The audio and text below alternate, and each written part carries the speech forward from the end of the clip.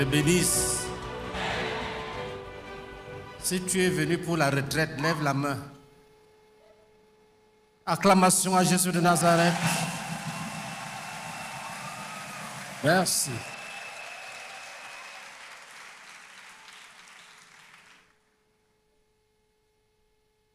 Ouvrons nos Bibles dans Éphésiens chapitre 2, du verset 1 au verset 10. Éphésiens chapitre 2, du verset 1 au verset 10. Version Lu second. Vous étiez morts par vos offenses et par vos péchés, dans lesquels vous marchiez autrefois selon le train de ce monde, selon le prince de la puissance de l'air, de l'esprit qui agit maintenant dans les fils de la rébellion.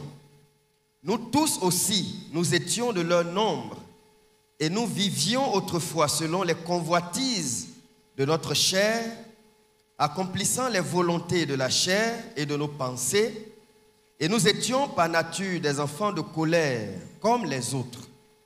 Mais Dieu, qui est riche en miséricorde à cause du grand amour dont il nous a aimés, nous qui étions morts par nos offenses, nous a rendus à la vie avec Christ. C'est par grâce que vous êtes sauvés. Il nous a ressuscités ensemble et nous a fait asseoir ensemble dans les lieux célestes en Jésus-Christ, afin de montrer dans les siècles à venir l'infinie richesse de sa grâce par sa bonté envers nous en Jésus-Christ. Car c'est par la grâce que vous êtes sauvés par le moyen de la foi. Et cela ne vient pas de vous, c'est le don de Dieu. Ce n'est point par les œuvres, afin que personne ne se glorifie. Car nous sommes son ouvrage, ayant été créés en Jésus-Christ pour de bonnes œuvres que Dieu a préparées d'avance, afin que nous les pratiquions. Amen. Version parole vivante. Éphésiens chapitre 2 du verset 1 au verset 10. Vous aussi, vous avez expérimenté cette puissance vivante de Dieu. Vous étiez spirituellement morts à cause de vos fautes et de vos péchés, lorsque vous vous laissiez emporter par le courant de ce monde. Autrefois, toute votre manière de vivre et votre comportement étaient modélés par les habitudes de ce monde. En fait, vous obéissiez à Satan qui règne en maître sur l'atmosphère spirituelle que nous respirons et qui influence la mentalité ambiante. Vous viviez dans la dépendance des esprits mauvais qui accomplissaient leurs œuvres en vous, comme ils le font encore en ceux qui refusent d'entrer dans le plan de Dieu. Notre comportement à nous tous nous était dicté par nos instincts et nos passions. Nous nous laissions aveugler, gouverner par les impulsions de notre être naturel. Tout ce que désiraient nos pensées et notre imagination corrompue, nous l'exécutions car nous étions comme obligés de céder à tous les caprices de notre nature humaine et de nos sens. Aussi, nous les Juifs étions, nous, par nature, l'objet de la colère de Dieu comme tout le reste des hommes. Mais Dieu est si riche en bonté, lorsque nous étions encore plongés dans la mort à cause de nos désobéissances, il s'est chargé de nous avec amour et nous a conduits vers une vie nouvelle en nous communiquant la vie même du Christ. N'est-ce pas pure grâce que vous ayez pu être sauvés? Oui, par notre union avec le Christ, il nous a ressuscités avec lui et nous a transplantés dans les mondes célestes nous donnant notre place sur le trône avec le Christ dans le royaume qui n'est pas d'ici-bas. Pourquoi? Afin de démontrer pour tous les âges à venir l'extraordinaire richesse de sa grâce par la bonté qu'il nous a témoignée en Jésus-Christ. Oui, sa grâce seule est la source de votre salut, et cette grâce, vous l'avez saisie par la foi. Vous l'avez saisie par la foi. Rien ne vient de vous. Tout est cadeau de lui. Ce n'est pas en accomplissant les commandements que vous l'avez acquise. Tout mérite est donc exclu et, du même coup, se trouve écartée toute raison de s'enorgueillir. Ce que nous sommes, nous le devons à Dieu. Il nous a recréés en Christ. Il nous a recréés en Christ pour nous faire accomplir dans la communion avec lui les bonnes actions qu'il a préparées depuis longtemps pour nous. Voilà la vie conforme à la volonté de Dieu, celle pour laquelle il a tout arrangé d'avance. Il a préparé notre chemin afin que nous n'ayons plus qu'à y marcher. Amen. Cette retraite est spéciale.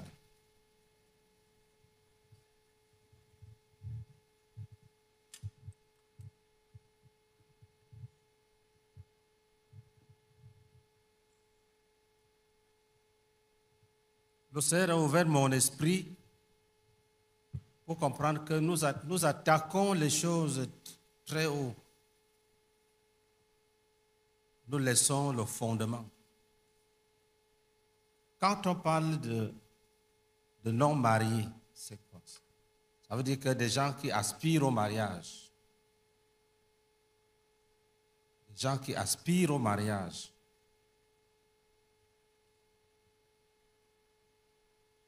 Et il y a deux groupes, les croyants en Christ et les autres peuples, c'est-à-dire les païens.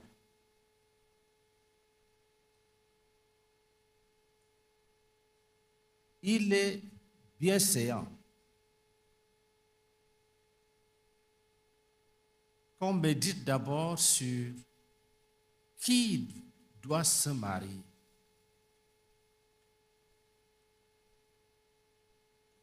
Et sous quel modèle?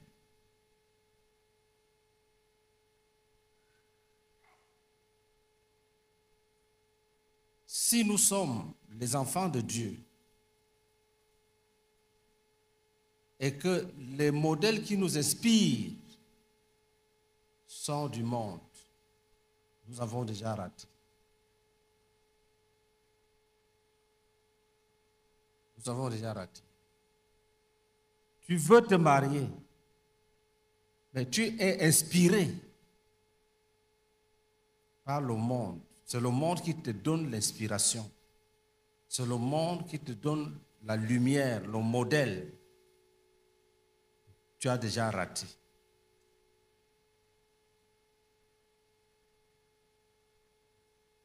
Tu as déjà raté.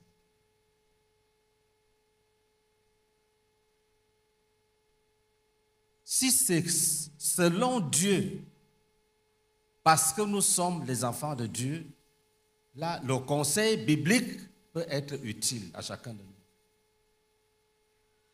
Si nous avons pour modèle ce que nous voyons dans le monde, nous avons déjà raté. Nous avons déjà échoué. Viens lire.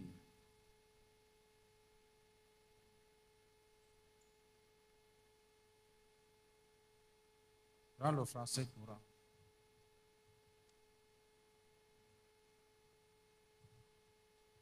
Éphésiens chapitre 2, du verset 1 au verset 10. Version Parole vivante. Vous aussi, vous avez expérimenté cette puissance vivifiante de Dieu. Éphésiens 2, verset 1. Vas-y. vous étiez spirituellement morts à cause de vos fautes et de vos péchés, lorsque vous vous laissiez emporter par le courant de ce monde. Autrefois, c'est-à-dire on ne parle même pas de nous, on dit autrefois, c'est-à-dire dans les années passées, dans votre passé, quand vous étiez dans le monde.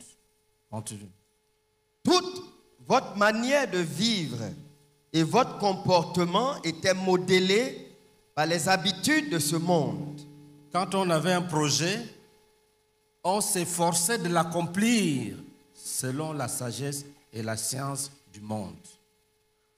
On se mesurait par rapport au monde.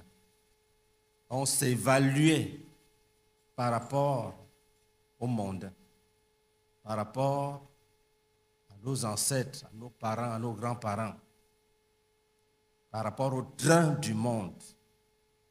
Continue.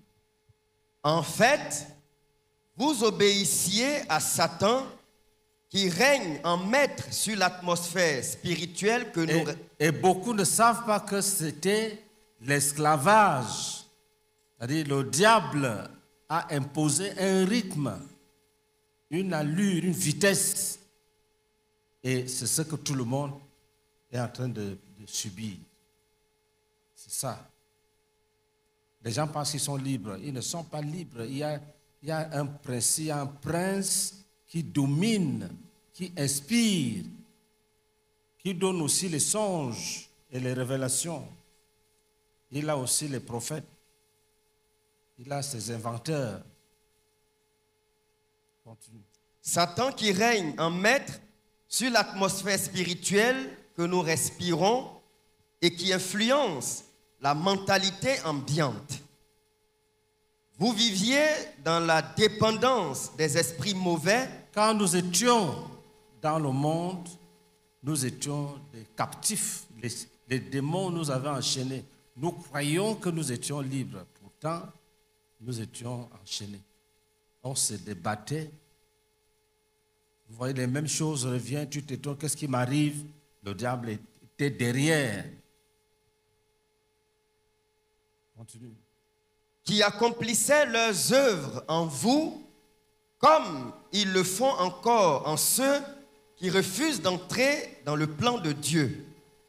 Si nous avons les yeux même, nous pouvons voir comment le diable malmène encore d'autres personnes qui sont dans le monde. Ça nous énerve même. Quand nous parlons de Jésus et qu'ils essaient d'endurcir le cœur, nous souffrons. Parce que nous savons qu'ils sont des victimes. Le diable est en train de les maltraiter, de les ruiner. Continue. Notre comportement à nous tous nous était dicté par nos instincts et nos passions. Nous nous laissions. Et puis il y avait en nous-mêmes nos instincts et nos passions. Il y a des choses que notre âme, notre corps veut goûter. On essaie de freiner.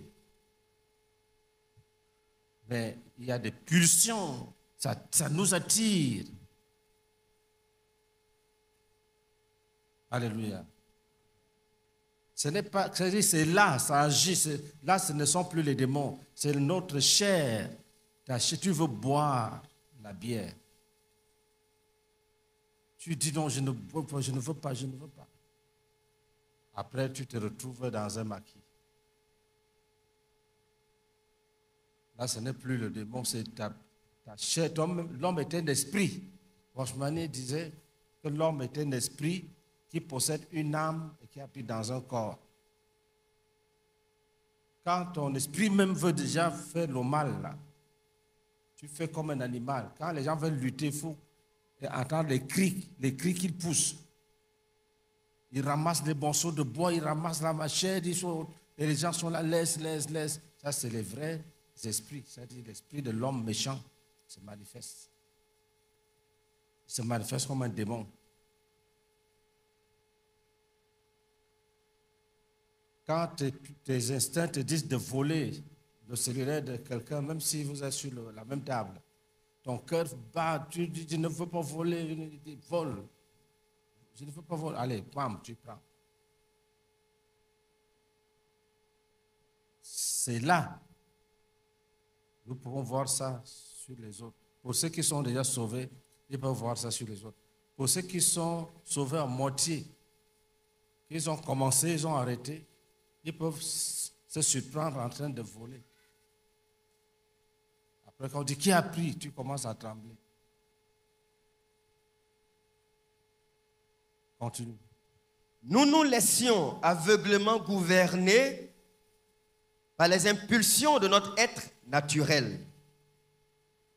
Tout ce que désiraient nos pensées et notre imagination corrompue, nous l'exécutions car nous étions comme obligés de céder à tous les caprices de notre nature humaine et de nos sens. Vous voyez qu'un tel homme, s'il veut se marier, c'est un problème.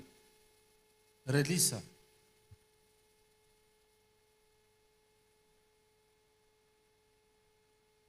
Tout ce que, je reprends le verset 3, notre comportement à nous tous nous était dicté par nos instincts et nos passions.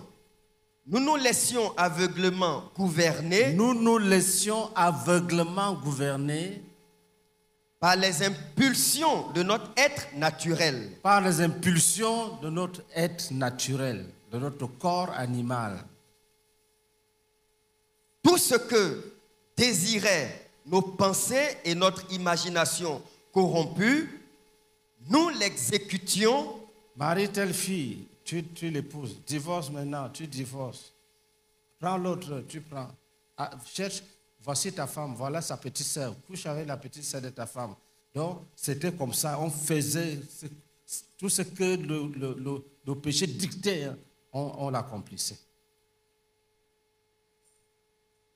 Là, si on te dit de te marier, tu as tes projets, tu dis non, ce n'est pas ça, c'est l'autre là, c'est l'autre qui est là-bas. Si on te demande pourquoi, c'est les instincts qui gouvernent. Continue.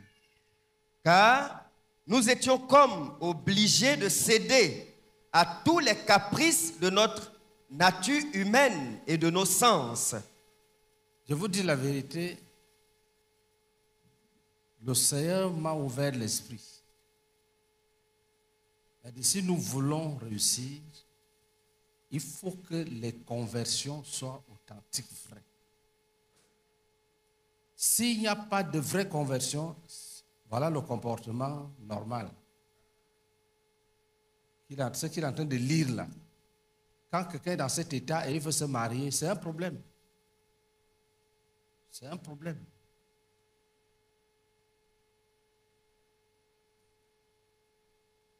C'est un problème que personne ne vous trompe. Quelqu'un reprend dès le début. Dès le début du verset 1. Oui. Vous aussi. Écoutez ça bien. Quand quelqu'un est dans cet état, est-ce qu'il doit se marier? Ne répondez pas. Laissez vos cœurs parler. Lis. Vous aussi, vous avez expérimenté cette puissance vivifiante de Dieu. Vous étiez spirituellement morts à cause de vos fautes et de vos péchés lorsque vous vous laissiez emporter par le courant de ce monde. Autrefois, toute votre manière de vivre, toute votre manière de vivre et votre comportement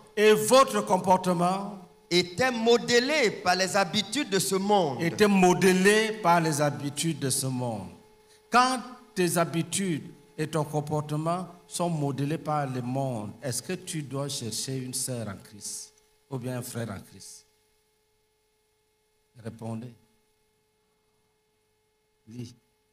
En fait, vous obéissiez à Satan, qui règne en maître sur l'atmosphère spirituelle. Est-ce que quelqu'un sur qui le diable règne doit chercher une sœur en Christ pour aller adorer le diable avec lui?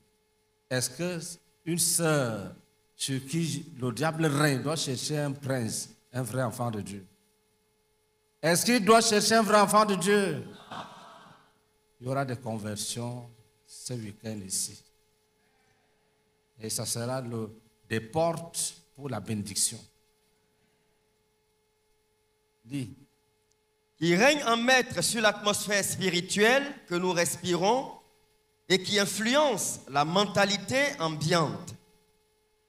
Vous viviez dans la dépendance. Tu es un être humain, tu es parti à l'école, tu as appris beaucoup de choses, mais le diable règne sur ta mentalité dans ce monde ambiant. C'est-à-dire que tout ce que tu fais vient de l'inspiration du diable.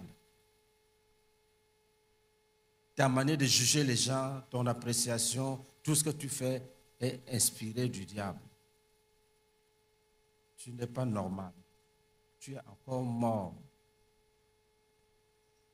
Continue.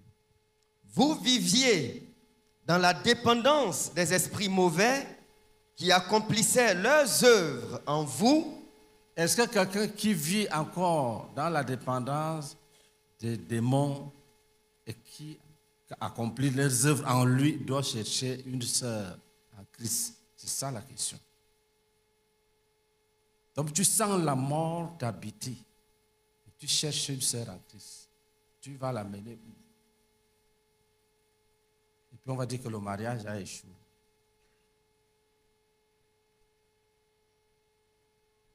Lis. Comme ils le font encore en ceux qui refusent d'entrer dans le plan de Dieu. Notre comportement, à nous tous, nous était dicté. Donc, il y a des gens qui refusent d'entrer dans le plan de Dieu. Il y a ce qu'on appelle le plan éternel de Dieu. Il y a les desseins de Dieu. Il y a des gens qui n'aiment pas les desseins de Dieu. Ils trouvent que c'est un régime difficile.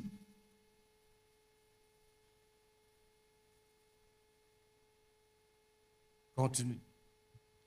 Notre comportement à nous tous nous était dicté par nos instincts et nos passions.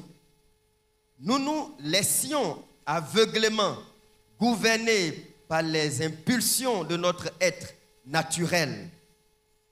Tout ce que désiraient nos pensées et notre imagination corrompue, nous l'exécutions car nous étions comme obligés de céder à tous les caprices de notre nature humaine et de nos sens.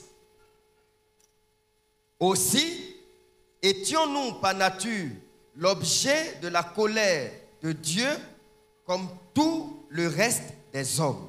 Donc, dans cet état, on est digne de la colère de Dieu. On mérite le jugement de Dieu.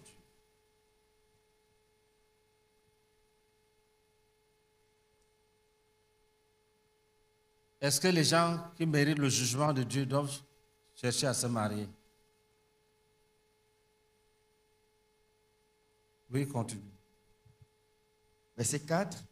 Mais Dieu est si riche en bonté, lorsque nous étions encore plongés dans la mort à cause de nos désobéissances, il s'est chargé de nous avec amour et nous a conduits vers une vie nouvelle. Et nous, Dieu a eu pitié de nous, parce que quand il a parlé, nous avons accepté sa parole. Donc, cette salle est considérée comme la salle remplie de personnes qui ont reçu le salut.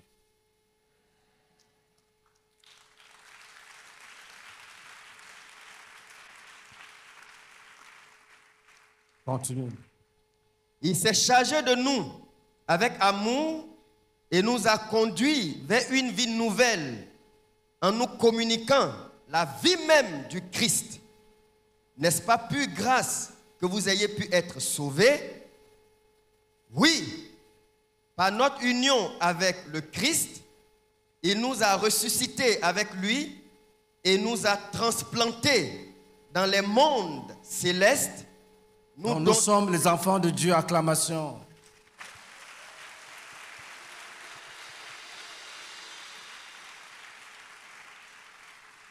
Continue.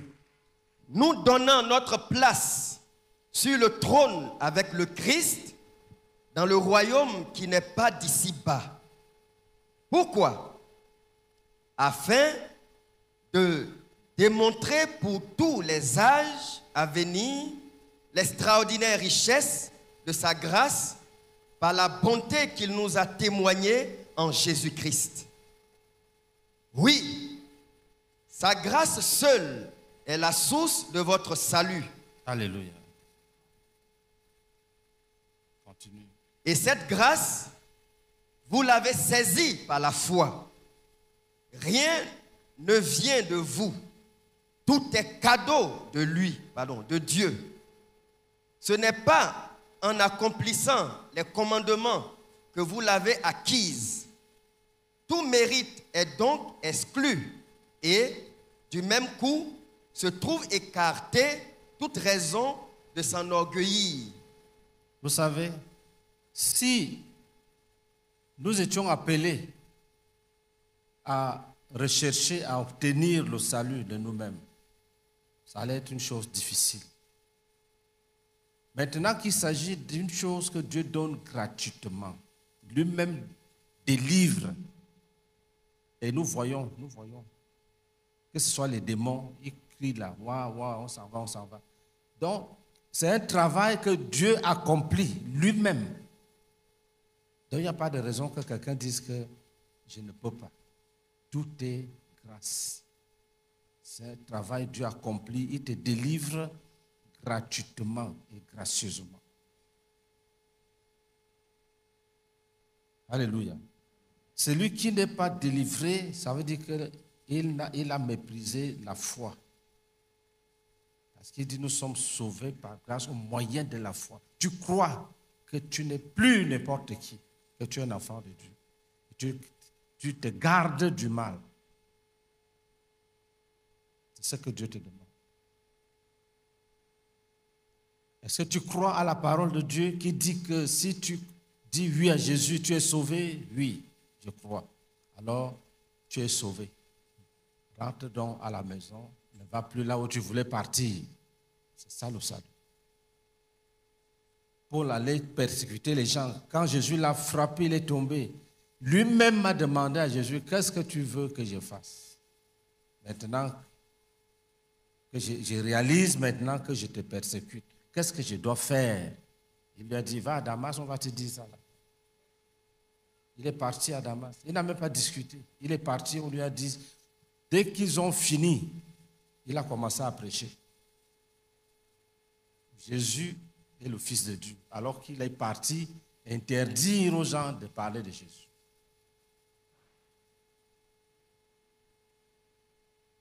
Alléluia. Lis. Verset 10. Ce que nous sommes, nous le devons à Dieu.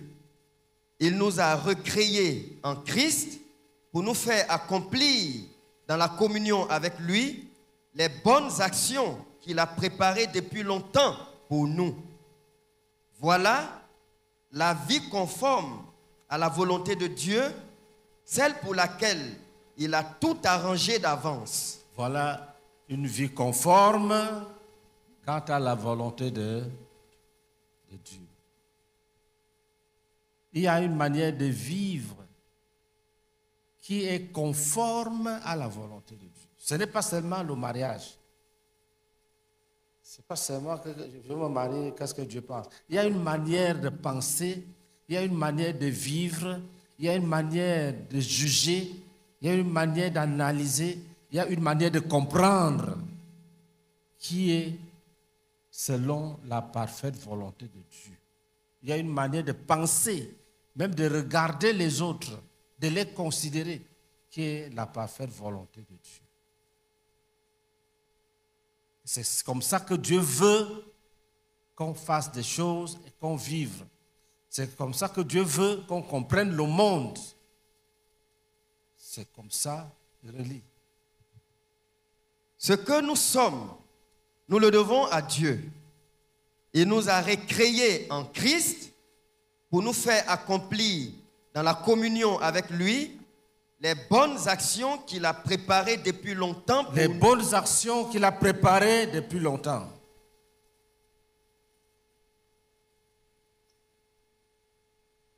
Continue. Les bonnes actions qu'il a préparées depuis longtemps pour nous. Voilà la vie conforme à la volonté de Dieu. Relis encore. Voilà la vie conforme à la volonté de Dieu, Voilà la vie conforme à la volonté de Dieu. celle pour laquelle il a tout arrangé d'avance. Celle pour laquelle il a tout préparé d'avance. Il a préparé notre chemin afin que nous n'ayons plus qu'à y marcher. Amen. Le chemin est créé, frayé. Et il le dit même dans Isaïe 57. Il dit frayer le chemin. Le chemin a été dégagé, frayé, les obstacles ôtés pour que chacun puisse courir sans problème. Même les boiteux, la Bible dit que même les boiteux marchent sur ce chemin-là. Et c'est cette vie-là, Lélie, continue. Continue. Verset 11. Ne perdez pas de vue votre ancienne condition. Rappelez-vous que, de naissance, vous qui n'êtes pas des Juifs, vous étiez traités d'incirconcis par ceux qui se disent circoncis à cause d'un rite extérieur accompli sur eux. Souvenez-vous qu'à cette époque, lorsque vous viviez sans le Christ, vous n'aviez aucune part au droit du peuple élu de Dieu. Vous étiez tenus à l'écart des alliances basées sur les promesses faites à Israël. Vous n'aviez donc rien à attendre de l'avenir, aucun moyen d'accéder auprès de Dieu. Vous viviez sans espérance et sans Dieu dans ce monde. Mais maintenant, par votre union avec Jésus-Christ, vous qui étiez autrefois les éloignés, vous êtes devenus des proches. Parce Alléluia. que Vous qui étiez des éloignés, c'est-à-dire des étrangers, vous êtes devenus des hommes de la maison, des citoyens célestes. Alléluia. Continue. Parce que le Christ a versé son sang pour vous. Jésus-Christ a fait quoi? A versé le sang pour nous sanctifier, pour nous laver, pour nous purifier. Quand Dieu regarde, il ne voit aucun péché sur nous. Jésus a payé le prix. Il continue. Et vous a introduit avec nous dans la sphère de l'amour de Dieu. Les païens et les juifs sont déjà un seul peuple. C'est fini. C'est l'Église qui existe déjà. Et nous sommes les membres de cette Église. Lis. Il est lui-même notre Père. N'a-t-il pas rassemblé les deux fractions séparées de l'humanité pour en faire une unité nouvelle? Autrefois, un mur infranchissable. Avant, il y avait un mur. Les Juifs se réjouissaient. Les païens étaient là comme des misérables. Ils ne pouvaient pas invoquer Dieu. Dieu n'était pas leur Dieu.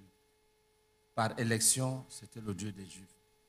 Il fallait une action divine de la grâce pour que nous soyons greffés dedans.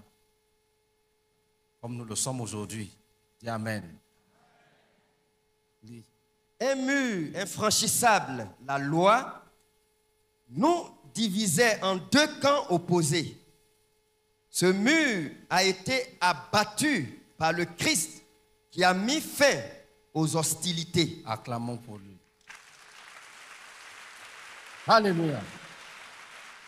Le mur a été abattu par Christ qui a mis fin à la séparation. C'est fini. Chapitre 4.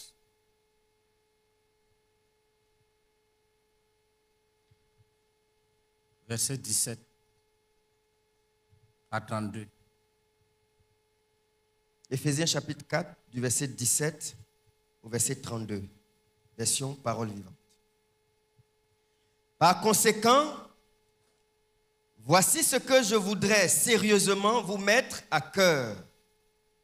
Je vous conjure solennellement, au nom du Seigneur et en sa présence, d'abandonner la vie superficielle et vaine des sans-dieux qui vivent en aveugle dans un monde d'illusions en suivant leurs pensées vides de sens. Ils ne connaissent rien de mieux. Leur jugement obscurci les fait errer. Leur ignorance volontaire et l'endurcissement de leur cœur ont omnibulé leur compréhension, de sorte que leur esprit s'est émoussé jusqu'à devenir insensible à Dieu. Ils se sont ainsi eux-mêmes bannis de la vie qui vient de Dieu. Ayant fait taire la voix de leur conscience, ces hommes, dans leur apathie spirituelle, ont perdu toute pudeur et tout sens moral, au point de se jeter avec une frénésie insatiable dans l'inconduite et dans toutes sortes de débordements.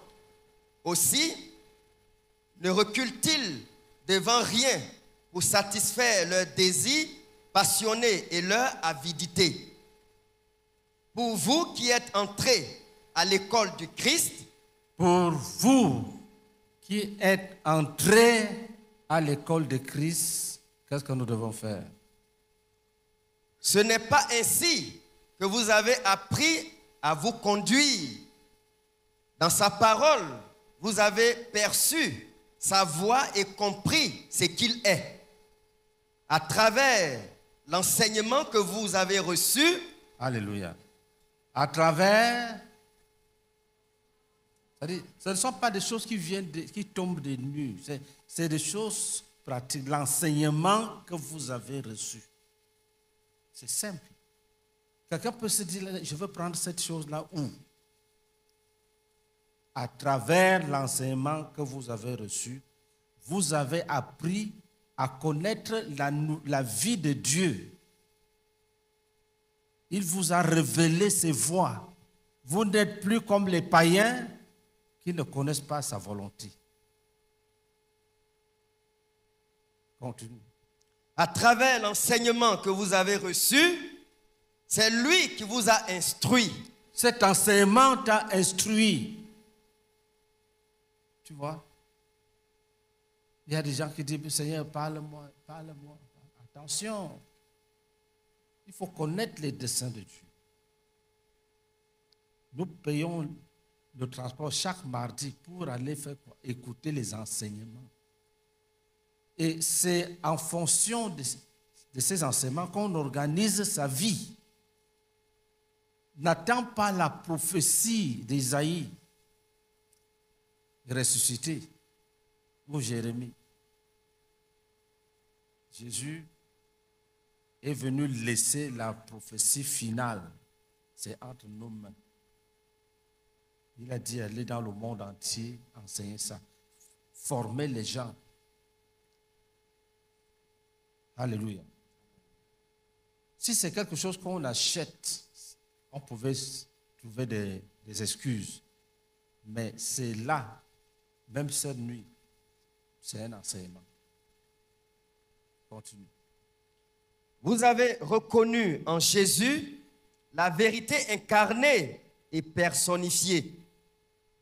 Si donc vous avez reçu le véritable enseignement chrétien, attention, écoutez, si c'est vrai qu'on vous a enseigné les voies de Jésus, si c'est vrai, qu'est-ce qu'il faut faire?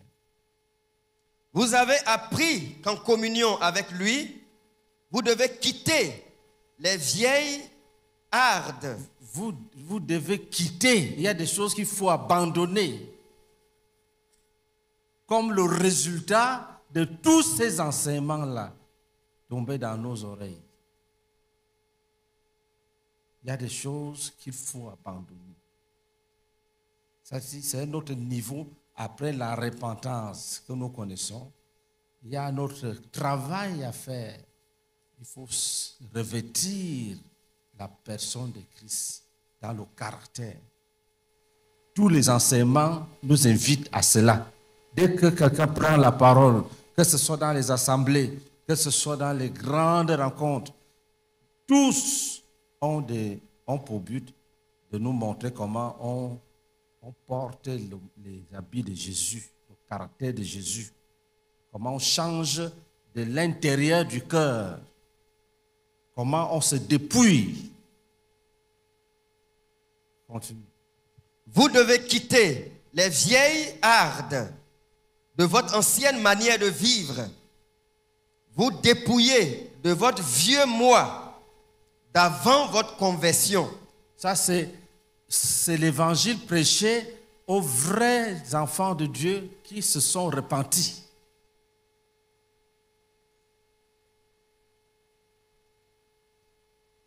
Continue. C'était là votre vieille nature qui allait à sa ruine. C'est-à-dire, après avoir confessé des actes, je vole, je mange, je tue. Maintenant, il faut attaquer ce qui te fait poser ces actes-là. Il faut enlever ça comme un habitude. Alléluia. Et on appelle ça le dépouillement. Il y a le dépouillement, il y a le renoncement. Il y a des choses que tu poursuivais, après tu t'arrêtes que je poursuis quand même. C'est fini. Tu ne poursuis plus. Des engagements pris. Je veux faire ceci, je veux faire ceci, je veux faire ceci. Après, quand tu évalues, tu dis non. Oh, je n'étais même pas sage. Après, quand tu as cru, tu vois comment c'est horrible. Tes projets sont des mauvais projets. Tu dis vraiment, le diable allait m'avoir. Pourquoi? Parce que ton intelligence est régénérée. C'est lavé. Tu es devenu normal. Tu as le discernement de Dieu. Continue. C'était là votre vieille nature qui allait à sa ruine, se corrompant sous la poussée des désirs séducteurs, en suivant les illusions décevantes qu'engendraient les passions. Il faut que l'inspiration de vos pensées soit renouvelée. Il faut que l'inspiration de vos pensées soit renouvelée. On ne peut pas dire je cherche la volonté de Dieu. Non, il y a un travail profond pour être capable de chercher la volonté de Dieu. Si tu n'as pas fait ça, tu vas même haïr la volonté de Dieu et tu vas haïr tous ceux qui aiment la volonté de Dieu.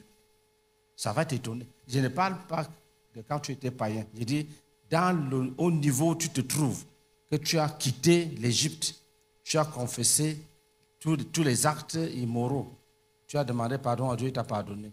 Et il te dit, bon, maintenant, tu vas faire demi-tour. Tu commences à dire, Seigneur, demi-tour encore. N'est-ce pas, je me suis repenti. Le Seigneur dit, mon ami, demi-tour, tu es allé où? C'est l'impasse. Allez, rentre. Quand tu acceptes, on dit, tu te rends obéissant. Ça, c'est un grand niveau de conversion. Quand tu acceptes, on dit que tu obéis à Dieu. L'obéissance n'est pas le genre que, bon, j'ai soif. Et puis on dit, bénissons le Seigneur et buvons de l'eau. Avant même qu'on ait fini la phrase, tu as déjà béni le Seigneur et tu as déjà vidé la bouteille. L'obéissance, c'est que tu ne veux pas boire l'eau. Tu ne veux pas de tout ton être. Et on te dit, bois. Là, tu obéis et tu bois. Alléluia. L'obéissance, ce n'est pas que quand tu aimes quelque chose, on te dit de faire, tu fais rapidement. Tu dis aux gens que je suis obéissant. Hein. On va attendre quand la souffrance va se présenter. On dit Jésus a appris l'obéissance par les choses qu'il a souffertes. Si tu ne souffres pas, l'obéissance n'est pas la cause vis à l'épreuve. Est-ce que nous sommes ensemble? Tu fais une promesse à quelqu'un, tu dis, je vais te donner 1 million. J'arrive. Tu arrives à la maison, ta femme te demande, qu'est-ce que tu fais là? Tu dis, je vais donner 1 million à quelqu'un. Tu as dit à ton frère disciple, tu dis, est-ce que je dois lui dire? Il dit oui. Après, tu dis, ça c'est l'obéissance. C'est-à-dire, tu voulais tricher, on t'attrape, on dit, ne triche pas, tu obéis. Est-ce que nous sommes ensemble?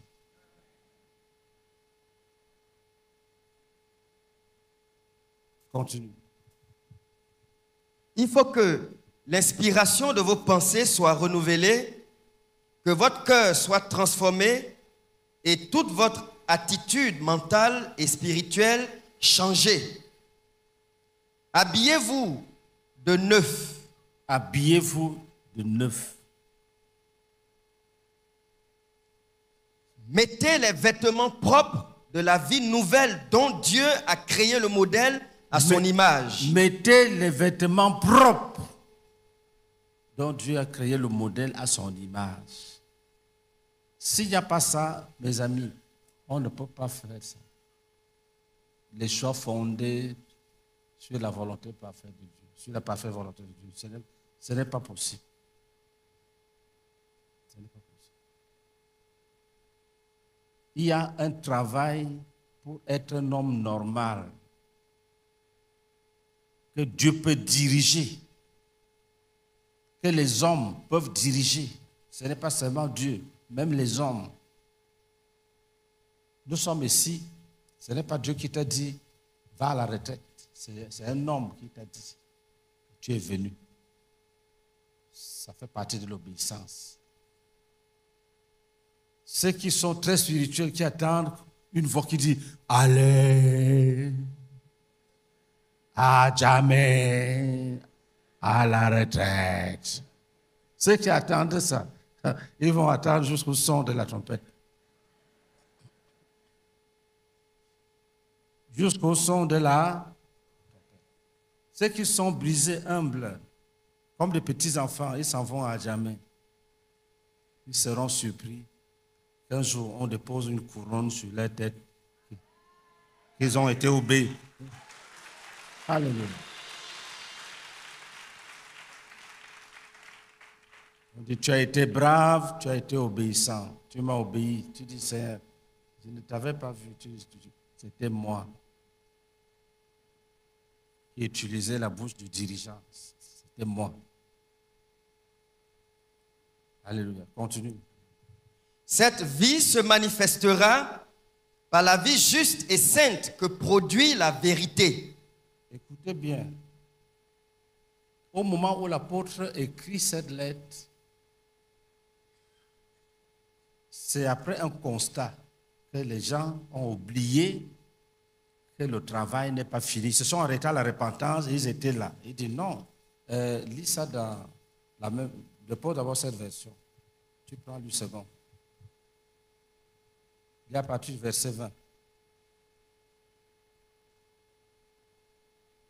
Chapitre 4. Éphésiens chapitre 4 à partir du verset 1. 20. Ok, Éphésiens chapitre 4, le verset 20. Mais vous, ce n'est pas ainsi que vous avez appris Christ.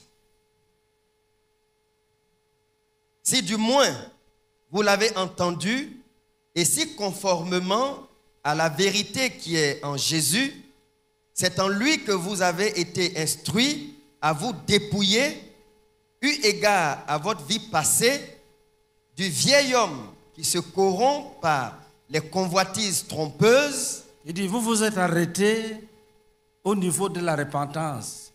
Ce n'est pas ça qu'on vous a enseigné. Ce n'est pas ainsi que vous avez appris Christ. Ça continue quand tu lis. À être renouvelé. On vous a dit qu'il faut vous dépouiller, il faut être renouvelé. Dans l'esprit de votre intelligence et à revêtir l'homme nouveau. On vous a dit qu'il faut revêtir le caractère de Jésus. On vous a enseigné ça. On vous a dit, soyez comme lui. Suivez ses traces. Créés selon Dieu dans une justice et une sainteté que produit la vérité. Continue. C'est pourquoi renoncez aux mensonges. Donc, le résultat de tous ces... Ils se sont déjà repentis au début de leur conversion. Maintenant, on leur dit, renoncez aux mensonges. Pourquoi? Il y a un travail. Si tu ne fais pas ça, tu vas retourner aux mensonges. Tu vas retourner à la ruse. Si tu n'étais pas dépouillé, dès que la honte se présente, tu manques. Alors, quel est le travail qu'on fait pour que la honte ne nous introduise encore dans le péché? C'est ça que le Saint-Esprit demande. Il faut vous dépouiller et vous devez revêtir l'homme nouveau, fait à l'image de Dieu. Continue. C'est pourquoi renoncez aux mensonges. Donc, si nous sommes d'accord pour continuer, pour franchir cette étape, pour aller plus loin, renoncer aux mensonges. Et que chacun de vous parle selon la vérité à son prochain. Que chacun parle selon la vérité à son prochain. Car nous sommes membres les uns des autres. Je suis ton frère, tu es mon frère. Nous sommes membres les uns les autres. J'ai besoin de toi, tu as besoin de moi. Je ne dois pas te mentir, tu ne dois pas me mentir. Continue. Si vous vous mettez en colère, ne péchez point. Que le soleil ne se couche pas sur votre colère. Il y a ce qu'on appelle la sainte colère. La sainte colère ne dure pas. Elle peut durer 2 minutes. Juste d'autant pour proclamer le jugement de Dieu sur quelqu'un ou sur quelque chose. Et puis ça s'arrête là. Si ça dort, c'est une crainte, c'est une autorité démoniaque. Là, ce n'est plus normal. C'est la colère des démons. La colère des démons ne finit pas. Ceux qui ont la sainte colère, tu peux prendre un enfant, tu dis, je vais te frapper. Tu donnes 2 coups, tu sens comment la pression diminue. Ça veut dire que le Saint-Esprit n'est plus fâché. Tu laisses. Si tu cognes, tu tapes, tu cognes, tu blesses, tu continues à cogner, ça c'est un démon, c'est le diable même. Est-ce que nous sommes ensemble? La vraie colère ne dure pas. Si Dieu se fâchait comme un animal, il aurait pu être humain sur la terre. Alléluia. Alléluia. Il y a 2 péchés. Il y a la jalousie et il y a la colère. Si tu es marié, si ta femme manifeste la jalousie, il faut la respecter. Oui, ça c'est très important. Dieu même s'appelle Dieu, le Dieu de jalousie. Il est jaloux de son nom. Si quelqu'un est jaloux dans la justice, il est en train d'accomplir la volonté de Dieu. Si quelqu'un est fâché selon la justice, il accomplit la volonté de Dieu. Seulement que quand c'est une jalousie qui vient de Dieu, c'est les mêmes caractéristiques. Ce n'est pas le genre que tu vois quelqu'un, tu dis tu étais où, tu étais où? Qui t'a salué là-bas? Tu t'es arrêté où? Et ta femme doit t'expliquer que tu as acheté la marchandise chez qui? C'est un Ivoirien ou bien un Libanais? Donc, elle-même reste là et dit, eh, Seigneur, délivre-moi. Là, si tu dis là que Dieu est un Dieu de jalousie, c'est faux. Ça, c'est démoniaque. Il y a le soupçon dedans, la colère, l'injustice. Parce qu'on peut te poser aussi les mêmes questions avec les mêmes erreurs. Est-ce que nous sommes ensemble? Donc, si toi-même faisais des disciples qui est en colère contre ta conduite, il faut faire attention. Si c'est dans la volonté de Dieu, il faut régler ça rapidement. Est-ce que nous sommes ensemble?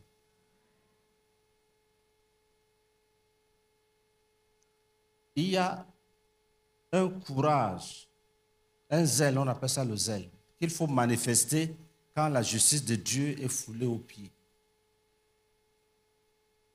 Si quelqu'un blasphème, tu es là, il blasphème, il dit Jésus est un petit prophète qui a fait ceci, il veut te montrer quoi. Et tu es assis là, tu dis, je ne voulais pas troubler les gens, donc je voulais que quand il va finir, je veux te le voir après à la maison. Tu es lâche, tu dois aller à la maison, tu te couches là-bas, tu dors, tu ne viens plus aux assemblées. Est-ce que nous sommes ensemble? Vaillant guerrier, ceins ton épée, défends la justice et le droit. C'est dans le psaume 45. Un vaillant guerrier ne reste pas passif, on insulte son Dieu. Il est là.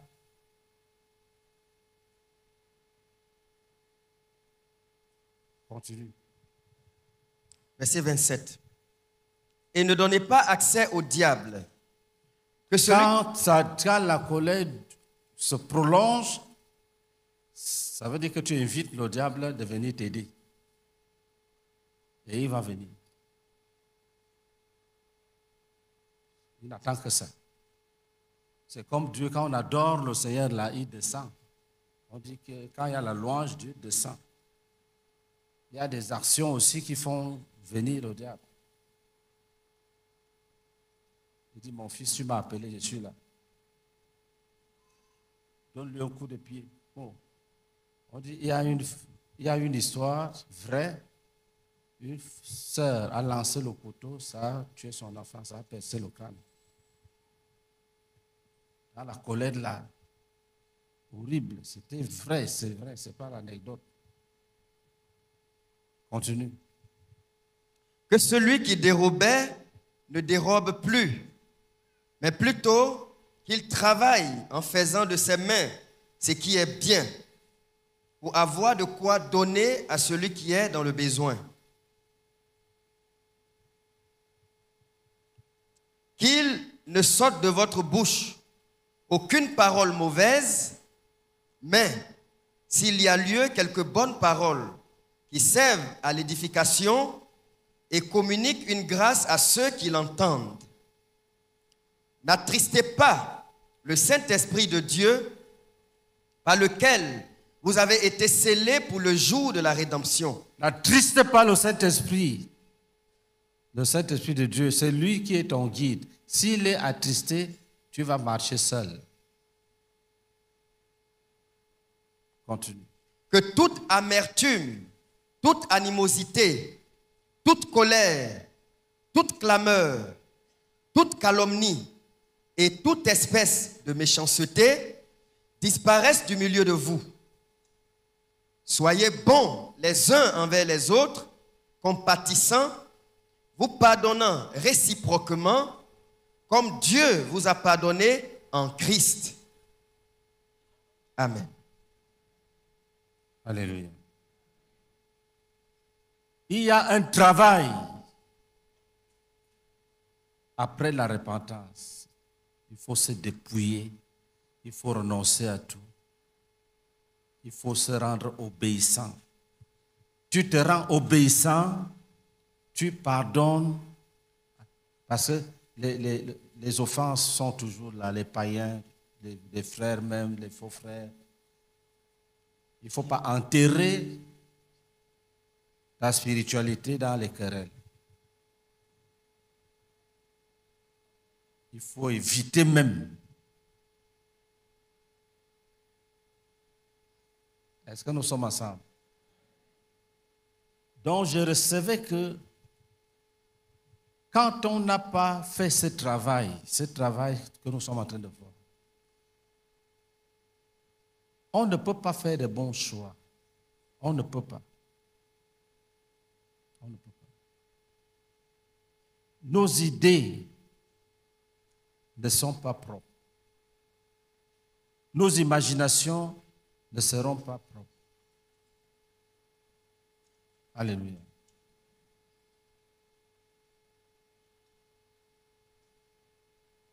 Pour chercher la volonté de Dieu, il faut se dépouiller du vieil homme. Il faut revêtir le caractère de Christ. Il faut être semblable à Jésus.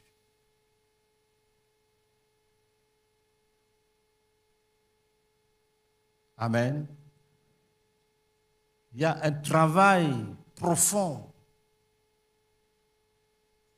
pour que la volonté de Dieu te soit révélée. Et que tu sois même à mesure de languir, connaître la volonté de Dieu. Il faut qu'un choc, comme celui que Paul a connu, t'amène à dire, Seigneur, que faut-il que je fasse? Est-ce que nous sommes ensemble?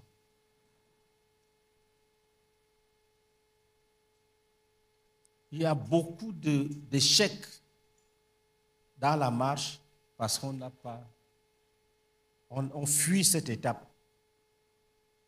la volonté de Dieu. Quand je cause avec les jeunes sœurs, la plupart ont peur de la volonté de Dieu. Elles ont peur que Dieu leur donne un homme qui n'est pas ce que leurs rêves ont révélé. Donc quand on parle comme ça, quand je parle comme ça, ils tremblent. Ils se disent, Dieu va me parler, Dieu va me parler. Il va me dire d'accepter le monsieur là. Dieu va me parler, Dieu va me parler. Oh Dieu ne fait pas ça, oh Dieu ne fait pas ça. Donc, tu es déjà disqualifié. Tu ne peux pas connaître la volonté parfaite. Je veux que quelques personnes viennent prier. Si tu as compris, même si tu comprends un peu seulement, prie. Il y a un travail de renoncement, de dépouillement, d'obéissance, de consécration qui rend possible la révélation de la volonté de Dieu et qui donne la capacité de l'aimer, de l'accepter. Et c'est elle qui résout rapidement les problèmes. Quelqu'un qui veut voyager, qui veut effectuer un voyage, il a déjà tout apprêté, le sac, tout ça, il a l'objet. Il dit, je m'en vais maintenant demander à mon faiseur de disciples si c'est bon. En partant, tu pries pour toi-même, Seigneur, permets qu'il accepte. Dès que tu commences à prier comme ça, sache que tu es anormal. Tu as renversé les choses.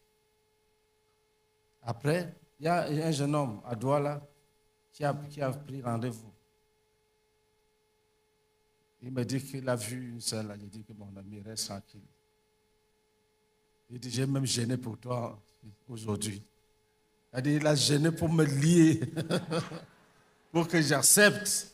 Zéro, ça n'a pas marché. Ça n'a pas marché. Viens prier. Père, j'accepte aujourd'hui, ô Seigneur, de me dépouiller de tout ce qui m'empêchait d'être obéissant parfaitement. Éternel, j'accepte ce dépouillement qui est nécessaire pour accomplir ta volonté. J'accepte, ô Éternel, d'épouser ton caractère, ta simplicité dans mes choix et la vérité. Seigneur, pour devenir obéissant, même jusqu'à la mort. pour la gloire de ton nom. Au nom de Jésus-Christ. Amen.